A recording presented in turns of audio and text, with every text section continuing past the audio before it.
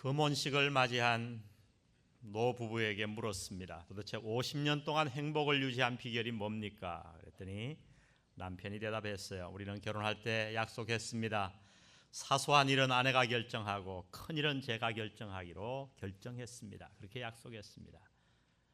그리고 지난 50년 동안 우리 집에는 단 한 번도 큰 결정을 내린 일이 없었습니다.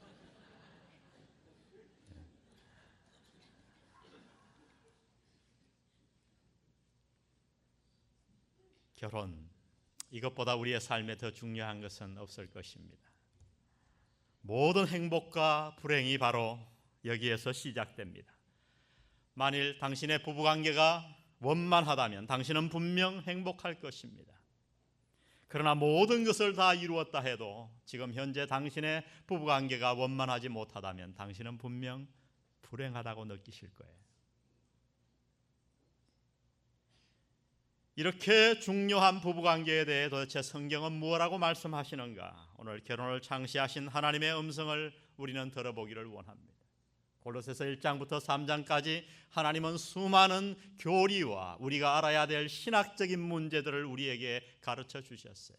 우리는 하나님의 놀라운 은혜로 말미암아 구원받고 죄사함 받고 당신의 백성이 되었어요. 그러면 우리는 어떻게 살아야 하는가? 아주 구체적인 지침을 주십니다. 하나님은 행복한 부부관계를 위하여 남편과 아내에게 분명히 알아들을 수 있는 아주 명백한 말씀을 저희들에게 주셨습니다. 먼저 아내에게 주신 말씀은 너무 간단해요. 남편에게 뭐 하라?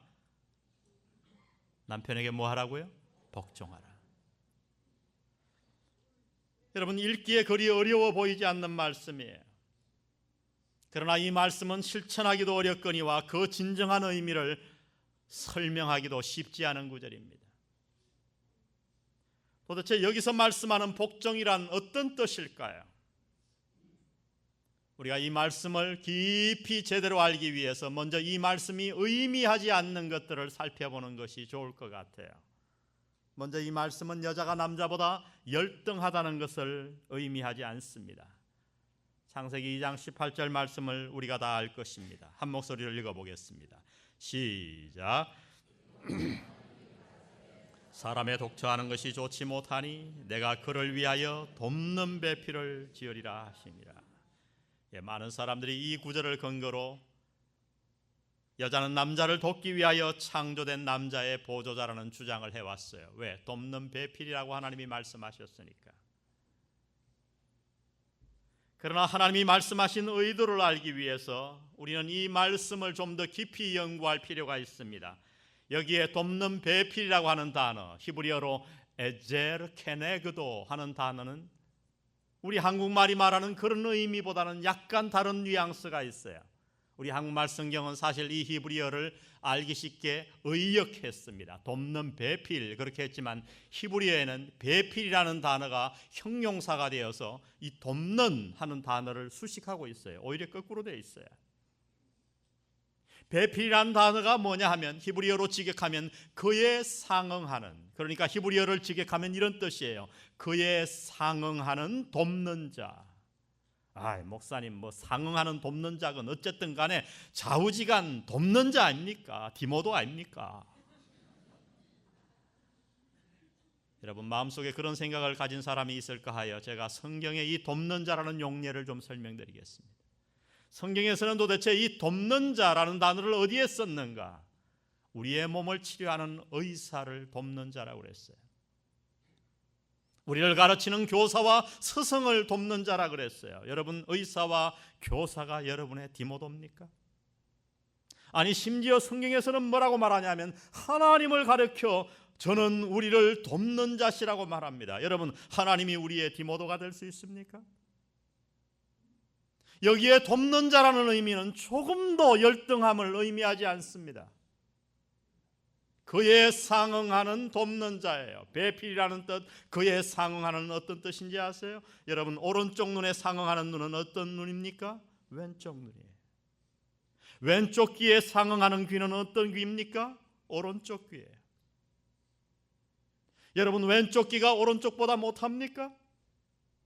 조금이라도 기울었습니까? 전혀 그렇지 않아요. 이것이 바로 하나님께서 말씀하신 돕는 배필이에요. 우리가 한쪽 귀만 있으면 불완전해요. 모든 것에 상응하는 짝이 있어야 돼요. 여러분, 사실 이 창조 스토리를 우리가 조금 더 묵상해 보면 하나님께서는 먼저 동물들을 암수로 다 창조하셨어요. 유독 인간만 아담을 창조하셨어요. 여러분, 아담이 얼마나 이상했겠습니까? 얼마나 외로웠겠습니까? 모든 것에 다 그에 상응하는 짝이 있어요. 돕는 자가 있어요. 근데 자기만 혼자예요. 나의 상응하는 배필이 어디 있는가? 돕는 자가 어디 있는가? 그는 호랑이 옆에 가서 봤어요. 얼굴을 대보니까 아무래도 조금 틀려요. 기린 옆에 가봐도 조금 틀려요. 도대체 내 짝은 어디 있는 거야? 외로움을 느낄 당시에 하나님께서 모든 것을 다 창조하시고 아담을 재우시고 그 갈빗대를 뽑아 창조하십니다. 누구를? 여자를. 돕는 배필을. 아담이 하나님께서 그 이불을 이끌어오자 이렇게 얘기합니다. 이는 내 뼈 중에 뼈요 살 중에 살이라. 아담이 잠든 틈에 한쪽 눈을 뜨고 하나님이 자기 갈빗대를 뽑아서 여자를 짓는 것을 봤기 때문에 내 뼈 중에 뼈라 그랬을까요? 여러분, 그것은 그냥 번역이에요. 어떤 뜻이냐면, 와, 이불을 보자마자 내 짝이로구나, 나의 상응하는 똑같은 돕는 자로구나, 배필이로구나. 여러분, 환호성을 지른 거예요. 여러분, 여기에 말씀하는 복종과 돕는 배필이라는 단어는 조금도 열등의 의미를 의미하지 않습니다. 우리가 잘 아는 말씀이 있습니다. 고린도전서 11장 3절, 남자들이 아주 좋아하는 구절이기 때문에 우리 남자들이 한번 읽어보겠습니다. 고린도전서 11장 3절 시작. 그러나 나는 너희가 알기를 원하노니 각 남자의 머리는 그리스도요 여자의 머리는 남자요 그리스도의 머리는 하나님이시라. 여자의 머리는 누구예요? 남자예요. 맞는 말씀입니다. 하나님이 말씀하신 거예요. 그러나 여러분, 여기서 말씀하는 이 머리라는 의미가 무엇인가를 아는 것이 중요합니다. 만일 여자의 머리라는 말씀이 남자가 여자보다 우월하다고 생각한다면 그 다음 말씀을 우리는 꼭 눈여겨봐야 합니다. 그리스도의 머리는 누구라고요? 하나님이시라. 여러분, 여기에서 머리라는 의미가 어떤 것일까요? 머리가 만일에 여자의 머리가 남자라고 해서 남자가 여자보다 우월하다고 한다면 여러분, 그리스도의 머리는 하나님이에요. 그러면 그리스도는 하나님보다 열등하신 분입니까? 그렇다면 여러분은 이단에 빠지는 거예요. 삼위일체를 부인하시는 거예요. 전혀 그런 의미가 아닙니다. 여러분, 이런 문맥 가운데서 우리는 오늘 하나님께서 아내들에게 주신 명령을 이해할 필요가 있어요. 아내들아, 남편에게 복종하라. 그러면 이 복종이라는 의미는 뭔가? 우리가 사회에서 일반적으로 쓰는 복종의 의미가 전혀 아닙니다. 여러분, 그렇게 오해하시면, 이해하시면 성경을 오해하시는 거예요. 여기에서 가정생활에 혼란이 오는 거예요. 여러분, 이 성경에서 말하는 복종이라는 단어는 어디에서 우리가 찾아야 하냐면 바로 그리스도에게 사용되어졌어요. 예수님이 하나님 아버지께 어떻게 복종했는가? 빌립보서 2장 5절을 보세요. 너희 안에 이 마음을 품으라. 곧 그리스도 예수의 마음이니 그는 근본 하나님의 본체시나 하나님과 동등됨을 취할 것으로 여기지 아니하시고 오히려 자기를 비어 종의 형체를 가져 사람들과 같이 되었고 사람의 모양으로 나타나셨음에 자기를 낮추시고 죽기까지 뭐 하셨으니? 복종하셨으니. 곧 십자가에 죽으십니다. 여러분, 그리스도께서 인간의 몸을 입으시고 삼위일체의 하나님이신 제2위 하나님이 이 땅에 내려오셔서 인간의 모습이 되어서 십자가에 죽으신 것이 왜 죽으셨습니까? 하나님이 명령하셨나요? 하나님이 그리스도보다 우월하기 때문에 명령하셔서 어쩔 수 없이 했던가요? 전혀 그렇지 않습니다. 오늘 빌립보서가 말씀하는 이 핵심은 다름 아니라 그리스도께서 스스로 자발적으로 우리 인간이 범죄를 향하여 멸망을 향하여 달려가는 것을 보시고 너무나도 안타까워서 제2위 하나님이신 그리스도께서 하나님과 동등되신 분이었는데 스스로 동등됨을 취할 것으로 여기지 아니하시고 자기를 낮추셔 복종하셨다고 말씀합니다. 그러므로 여러분, 성경에서 말하는 복종은 자발적인 복종이에요. 다 같이 자발적인 복종. 조금도 열등의 의미가 없습니다. 강요의 의미가 없습니다. 그리고 중요한 것은 하나님께서 이 말씀을 아내들에게 주셨다는 거예요. 남편들에게 준 적이 없어요. 그러므로 무슨 얘기예요? 남편들은 이 말씀을 근거로 아내의 복종을 강요할 수 없다는 거예요. 하나님은 다만 아내들에게만 말씀하십니다. 남편들에게 복종하라. 어떻게 복종하라고요? 열등한 존재이기 때문이 아니라, 네가 육체적으로 약해서가 아니라 동등한 존재이지만, 내가 삼위일체 하나님 아버지 하나님과 동등된 자이지만 내가 스스로 나를 낮춰 복종하였듯이 너도 그렇게 내 남편에게 복종하라. 할렐루야. 아내 여러분들, 여러분의 남편에 대한 자발적인 복종이 있기를 주의 이름으로 축원드립니다. 여러분, 이것이 이 말씀의 뜻이에요. 가정의 평화를 위해 하나님께서 아내들에게 주신 명령은 너무나 간단해요. 남편에게 복종하라. 스스로 자발적으로 너를 낮추어라. 근데 여러분, 이 간단한 명령을 실천하기가 왜 그렇게도 어려운 것일까요? 거기에는 두 가지 이유가 있어요. 첫 번째는 타락의 결과입니다. 창세기 3장 16절 우리 다 같이 한번 읽어보겠습니다. 시작.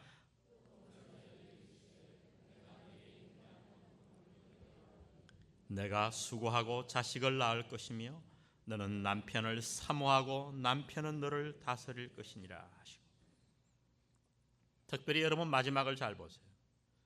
지금 하나님께서 아담과 하와가 범죄한 이후에 그에게 벌을 내리시는 거예요. 그런데 벌을 내리시는 구절치고 이상하지 않습니까? 너는 남편을 사모하고 남편은 너를 다스릴 것이니라.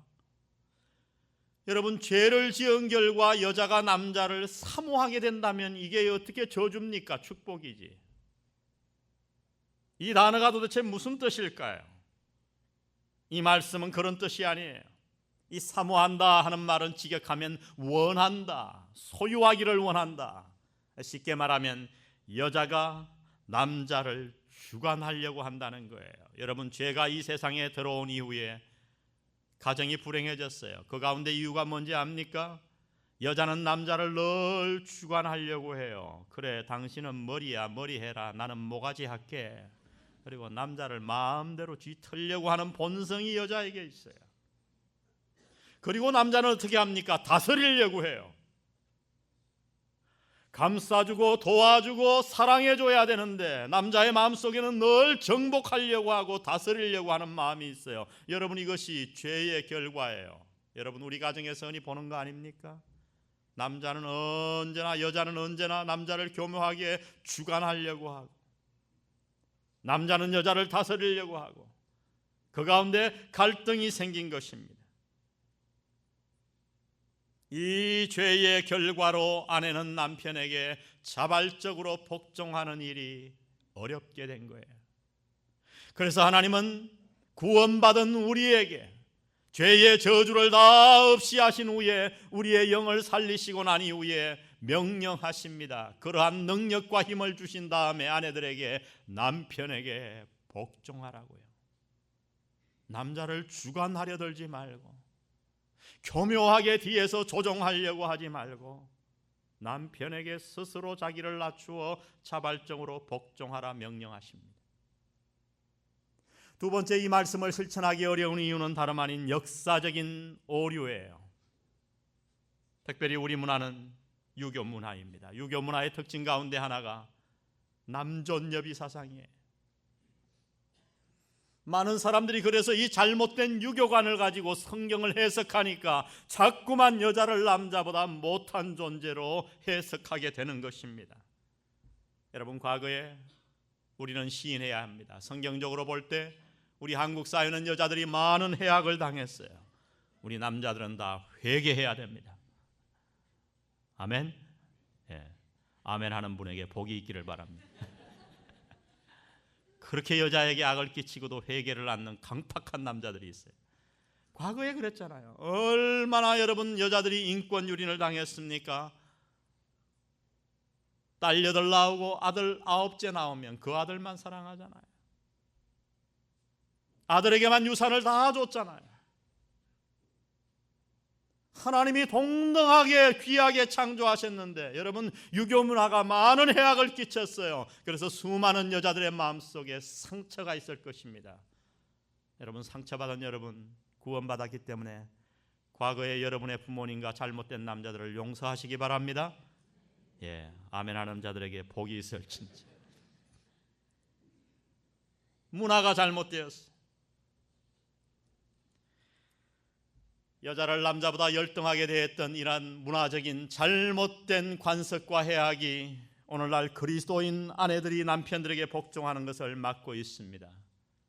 원래 상처가 있으면 그 반대로 튀는 것이 자연스러운 현상이듯이 오늘 이 복종이라는 단어는 역사적인 오류 때문에 여자들에게 반감을 일으키고 있는 거예요. 여러분, 그것도 잘못이에요. 우리가 과거의 문화적에서 어떻게 대우를 받았든지 상관없이 오늘 하나님의 말씀을 여러분 대할 때 깨끗한 마음으로 대하시기를 바랍니다. 구원받은 백성답게 오늘 이 말씀을 그대로 받아들여야 돼요. 아내들아, 남편에게 복종하라. 이는 주 안에서 마땅하니라. 이 말씀을 잘 묵상해 보세요. 주님이 하나님 아버지에게 복종했듯이 아내들도 남편들에게 그렇게 복종해야 됩니다. 이 복종이라는 단어의 모델은 주님이세요. 성경은 남편과 아내의 관계를 교회와 그리스도의 관계로 비유해 줍니다. 교회가 그리스도에게 복종해야 하듯이 아내들은 그렇게 스스로를 낮추어 똑같은 존재이지만 가정에서 남편의 권위를 인정해 주어야 한다고 말씀하십니다. 여러분, 머리와 몸은 하나예요. 우리 몸은 머리의 통제를 받아요. 마치 그렇게 연관되어 있듯이 아내는 남편을 자기의 머리로 인정해야 한다고 말씀하십니다. 그래서 성경은 주 안에서 남편에게 복종하는 아내의 모습이 도대체 그러면 어떤 것인가? 우리에게 분명하게 이렇게 말씀해 주십니다. 베드로전서 3장 1절. 우리 여자들만 한번 읽어보겠습니다. 1절부터 4절 깁니다마는 시작. 아내된 자들아, 이와 같이 자기 남편에게 순복하라. 이는 혹 도를 순종치 않는 자라도 말로 말미암지 않고 그 아내의 행위로 말미암아 구원을 얻게 하려 함이니 너희의 두려워하며 정결한 행위를 봄이라. 너희 단장은 머리를 꾸미고 금을 차고 아름다운 옷을 입는 외모로 하지 말고 오직 마음에 숨은 사람을 온유하고 안정한 심령에 썩지 아니할 것으로 하라. 이는 하나님 앞에 값진 것이니라. 아멘. 그리스도인 여자들에게 말하는 거예요.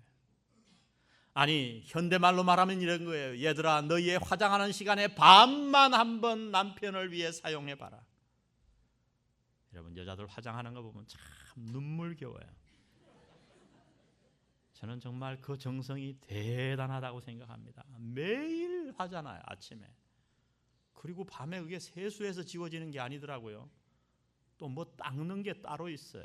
닦는 것도 몇 가지가 되는지, 뭐 한번 제가 잘못 썼다가 얼마나 혼났는지 말이죠. 성경은 말씀합니다. 마음의 안전한 심령의 아름다움, 그 아름다움으로 하라. 그 아름다움 가운데 가장 귀한 게 뭐냐면 자기의 위치를 알고 남편에게 스스로 순복하는 것이라 말씀하십니다. 여러분, 우리가 인격이 제대로 좀 덜 갇혀 있는 남편에게도 순복해야 됩니다. 왜 그렇습니까? 그 남자의 머리는 그 위에는 누가 있기 때문에, 그리스도가 계시기 때문에, 그리스도 위에는 누가 계시기 때문에, 하나님이 계시기 때문에. 그러니까 우리가 하나님을 바라보고 남편에게 순복하라는 거예요. 언젠가는 내가 남편에게 순복하면 하나님이 내 남편을 아름다운 자로 거룩한 자로 변화시켜 주실 것을 믿으시기 바랍니다. 그 믿음으로 순복하라는 거예요. 그래서 잠언 31장 30절은 이렇게 얘기합니다. 고운 것도 거짓되고 아름다운 것도 헛되나. 정말 그래요. 나이 먹어보세요. 고우면 뭘 합니까? 아름다운 사람도 나이 7, 80 먹어보세요. 거짓되나 헛되나. 그 다음 오직 여호와를 경외하는 여자는 무엇을 얻으리라? 칭찬을 받을 것이라. 믿습니까? 마음의 아름다움을 잘 간직한 여인 칭찬받습니다. 아내들에게 주신 명령이에요. 여자들의 얼굴이 환해져야 되는데 지금 남자들의 얼굴이 환해지고 있어요. 이게 이 말씀이 여러분의 가정에 임하기를 주의 이름으로 축원드립니다. 두 번째, 그러면 남편에게 뭐라고 말씀하는가? 너무 간단해요. 하나님은 길게 말을 흐리지 않습니다. 아내를 사랑하라. 아내를 사랑하라. 남편에게 주신 명령 역시 매우 간단합니다. 그러나 이것을 실천하는 것이 그렇게 쉽지 않아요. 오늘 하나님은 남편에게 아내를 사랑할 것을 명령하시면서 남편들이 하지 말아야 될 것을 동시에 말씀하십니다. 여러분, 그것이 무엇입니까? 골로새서 3장 19절을 보세요. 남편들아 아내를 사랑하며 어떻게 하지 말라? 괴롭게 하지 말라. 여러분, 이 말씀을 읽을 때 여자들이 다 마음에 동의가 오죠? 전부 고개를 끄덕거려요. 남자들은 몰라요. 내가 언제 괴롭게 했느냐. 여러분, 이게 문제예요. 이게 문제. 여러분, 정말 우리가 구원받았다면 구원받은 남편치고 아내를 사랑하지 않는 남편은 없을 거예요. 다 사랑합니다. 그런데 그 사랑을 받는 아내들은 이상하게 괴로워요. 여러분, 이게 문제예요. 나는 분명히 사랑했는데 그쪽에서는 고문이야. 여러분, 여기에 어려움이 있습니다. 이 말씀을 실천하기 어려운 면이 바로 여기에 있어요. 성경은 남편의 아내에 대한 사랑의 모본으로 그리스도를 또한 제시하십니다. 그리스도가 교회를 사랑하듯이 그렇게 남편은 아내를 사랑해야 한다는 거예요. 도대체 하나님이 말씀하시는 이 사랑은 어떤 사랑일까? 제가 세 가지로 여러분에게 말씀드릴 수 있겠습니다. 첫 번째는 희생적인 사랑입니다. 다 같이 남자들만 따라하겠습니다. 희생적인 사랑. 여러분, 그리스도가 교회, 우리 믿는 자들을 향한 사랑에 여러 가지가 있습니다만 가장 큰 특징, 핵심적인 특징은 다름 아닌 희생적인 사랑이에요. 성경은 남편들에게 바로 이 사랑을 명령하십니다.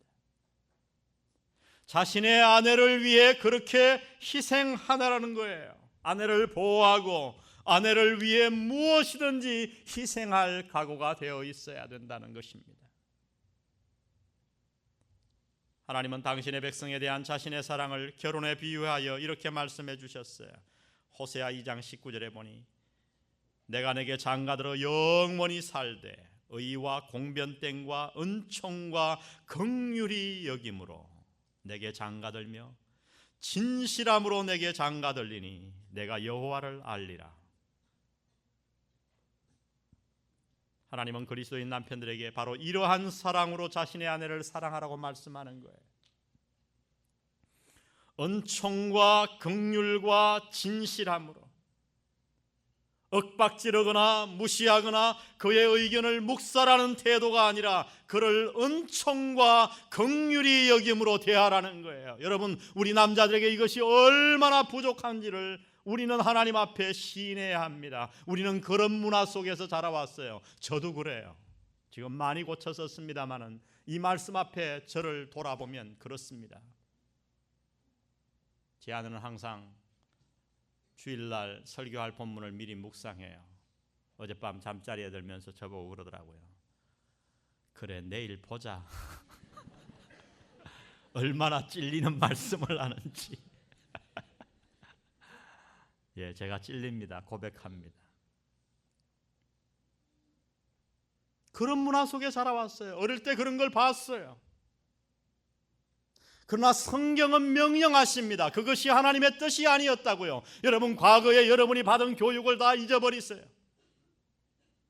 유교에서 잘못 배운 것들을 뒤로 하세요. 여러분의 부모에게 각인된 것을 씻어버리려고 노기로 갔어요. 성경은 말씀합니다. 너희의 아내를 향하여 내가 교회를 위해 내 목숨을 준 것처럼 그렇게 희생해야 된다고요. 그를 향해 은총과 긍휼을 베풀어야 된다고요. 여자는 약하잖아요.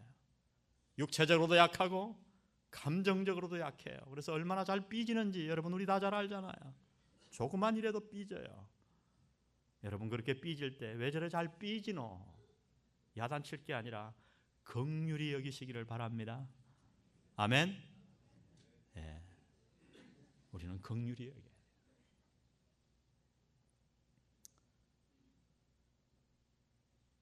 두 번째 하나님이 말씀하시는 사랑은 뭐냐면 성숙시키는 사랑이에요. 우리 에베소서 5장 26절을 다 같이 한번 읽어보면 좋겠습니다. 시작.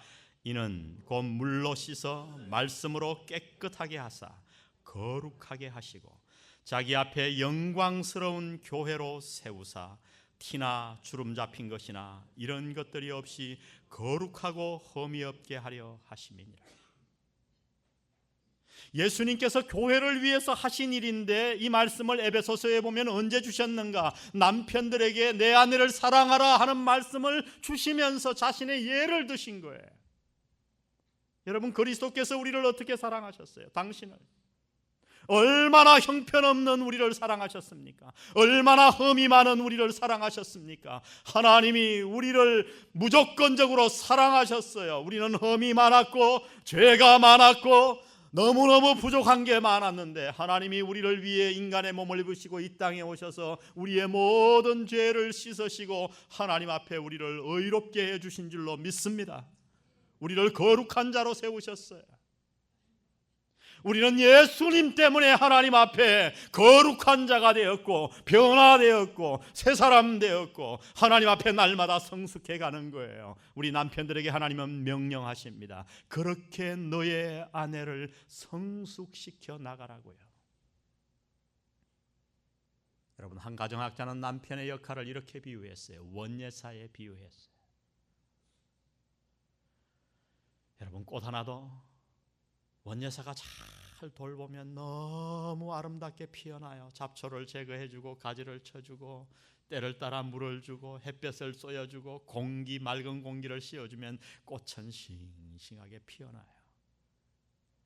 여러분 이 말씀이에요. 쉽게 이야기하면 남편은 아내를 꽃피게 해야 될 의무가 있다는 거예요. 내가 그리스도인으로서 올바른 남편인가 아닌가를 아는 방법은 간단합니다. 여러분의 아내가 활짝 꽃피어 있으면 육체적으로, 정신적으로, 영적으로 꽃피어 있다면 여러분은 남편의 의무를 다하고 있는 거예요.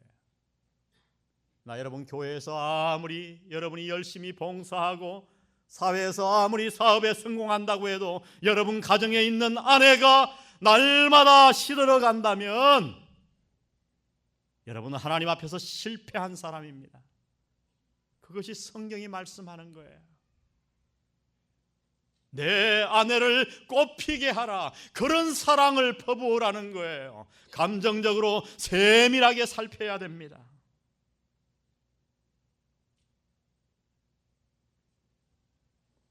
마지막 세 번째 성경이 말씀하는 사랑은 표현하는 사랑이에요. 다 같이 남자들만 따라합니다. 표현하는 사랑.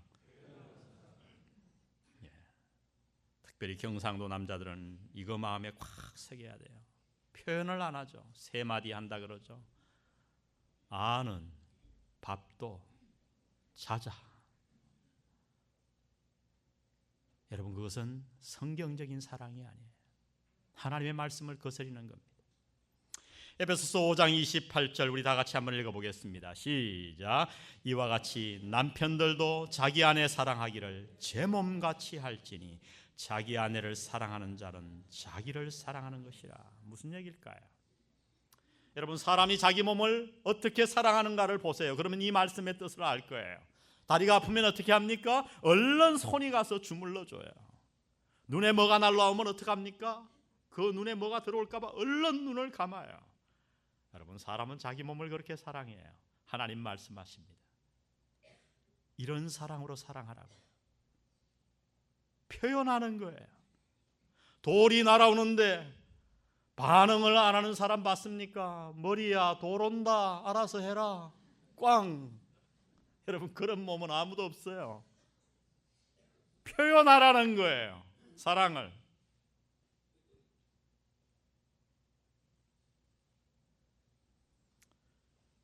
가정학자들은 사랑을 표현하는 가장 좋은 방법 중에 하나로 함께 시간을 보내라고 이야기합니다. 여러분, 이 세상에서 가장 나쁜 남편은 누구인가? 가정학자들에 의하면 하루 종일 일하고 돌아와 혼자 시간을 보내는 남편이에요.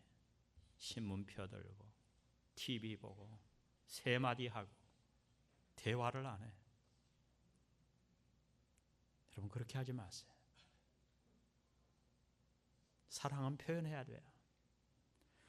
사실 제가 남자들 보고 설거지 하라고 많이 그러잖아요. 우리 부산에 와가지고 남자들 설거지 한번 시켜보려고 식당에다가 남자 장화 뭐 다 샀는데 잘 안 되는데, 요새 어느 목장에선가 막 밥도 서빙하고, 그 목장에 있는 남자들을 하나님이 저는 위대하게 축복하실 줄 믿습니다. 근데 여자들이 사실 뭐 설거지를 반반하자 그런 거 원하지 않아요. 저는 설거지하기 참 싫어합니다. 또 제가 하면 반드시 아내가 다시 해요. 마음에 안 들어요. 뭐가 덜 닦였니? 나는 열심히 닦았는데. 또 비싼 그릇을 꼭 깹니다, 제가. 어떻게 합니까? 설거지 할 때 그냥 왔다 갔다 부엌에 하는 거예요. 몇 마디 해주는 거예요. 동참해 주는 거예요. 넌 설거지 해라, 나는 딴 일 할게, 이게 아닙니다. 그냥 와서 더 어깨 한번 쳐주고 도와줄까? 그러면 어떤 대답이 나와요? 괜찮다 그러죠, 당연히. 그 도와줄까 그런다고 같이 하자, 그게 여자입니까?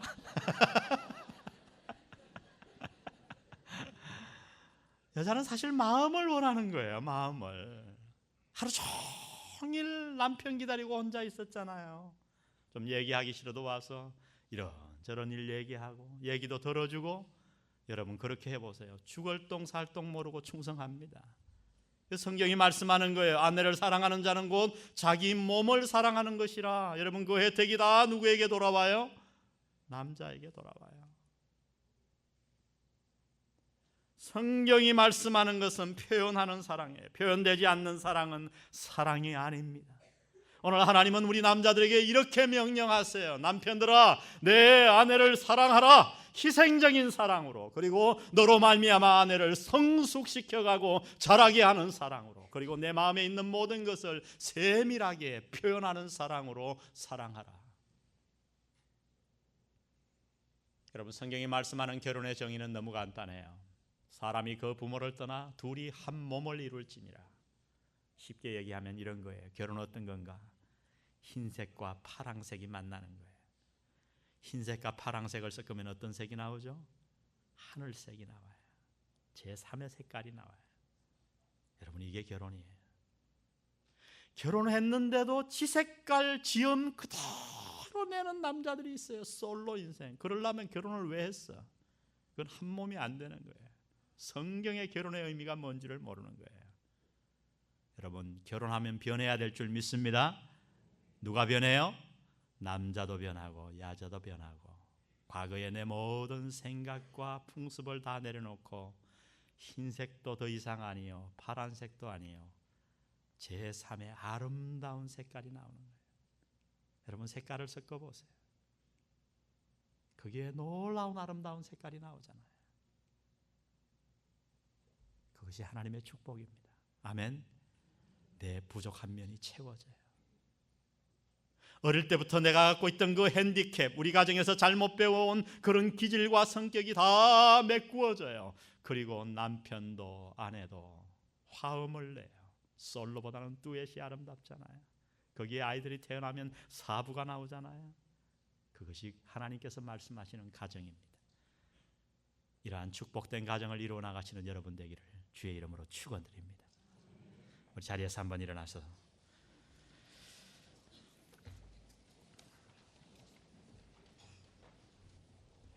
우리 오늘 말씀 생각하시면서 하나님께서는 우리의 만남을 좀 힘차게 우리 빠르게 부르고 오늘 말씀 마치겠습니다.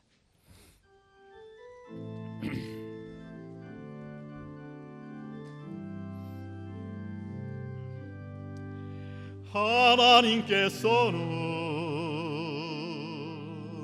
우리의 만남을 계획해 놓으셨네. 우린 하나 되어 어디든 가리라, 어디든 가리라. 주 위에 서라면 무엇이든 하리라, 무엇이든 하리라. 당신과 함께, 당신과 함께. 우리는 하나 되어 함께 건네 하늘 아버지 사랑 안에서 우리는 기다리며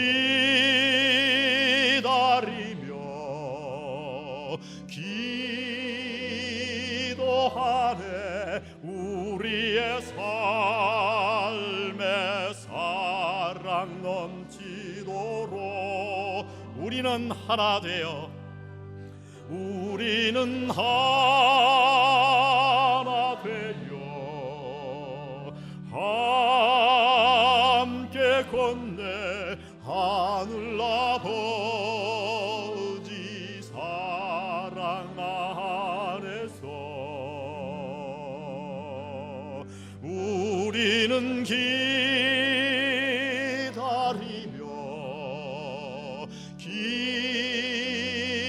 기도하네. 우리의 삶에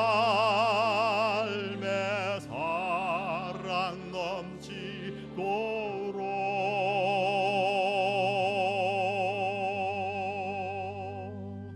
기도하십시다. 우리 한 2-3분간 하나님 앞에 기도하고 돌아갔으면 좋겠습니다. 이 가운데 아직 결혼을 하지 않은 분이 있는지 모르겠어요. 이미 배우자를 떠나보낸 분도 계실 것입니다. 그렇다면 여러분 미래의 가정과 여러분 주위에 있는 가정들을 위해 그 가정이 하나님 앞에 복받는 가정이 되도록 여러분이 중매자가 되어 주십시오. 오늘 같이 살고 있는 남편과 아내들에게 부탁드립니다. 오늘 이 하나님의 권면의 사랑의 권면과 사랑의 명령의 말씀을 우리 가슴으로 받으십시다. 우리 안에 잘못된 관습과 생각이 있음을 하나님 앞에 시인하세요. 하나님, 오늘 이후 지금까지 우리가 어떻게 결혼 생활해 왔는지에 상관없이 오늘 이후부터 우리의 가정이 달라지기를 소원합니다. 우리 하나님 앞에 각자 소원의 기도, 회개의 기도, 다짐의 기도를 주님 앞에 드리고 돌아가도록 하겠습니다. 기도하십시다. 아버지 하나님, 오늘 사랑하는 아내를 위해 기도합니다. 하나님 아버지, 우리 부부관계를 하나님께서 복 주시기를 원합니다. 하나님, 우리 가운데 말씀해 주시고 도와주셔서 능력의 말씀이 우리 가운데 솟아나게 도와주시옵시고, 하나님 우리에게 우리의 축복을 위해 참 돕는 배필을 짝을 우리에게 허락해 주셨습니다. 사랑하는 아내를 축복합니다. 주님, 그의 몸을 건강케 하시고 주님 도와주옵소서. 기도하는 가운데 여러분의 배우자를 좀 축복하는 기도를 했으면 좋겠어요.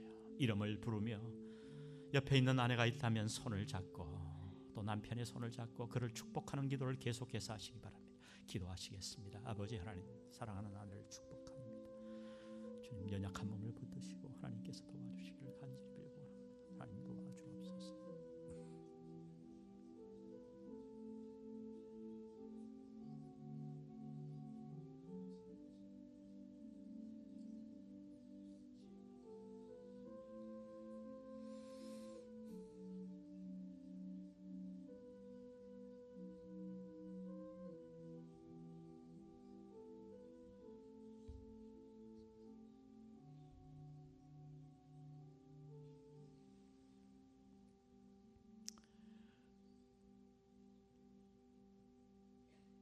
성부, 성자, 성령의 은혜가 오늘 말씀 받으며 우리 모두 부족하기에 우리의 힘으로 이 명령 순종하기 어려운 줄 알아 주께 모든 것을 앞으로 맡기며 지금까지 혹 실패했더라도 남은 생 하나님의 능력으로 지금보다 나은 가정을 이끌어가기로 작정하는 우리 사랑하는 영한 성도들 가정 위에 지금부터 영원히 함께 하시기를 예수님의 이름으로 간절히 축원하옵나이다.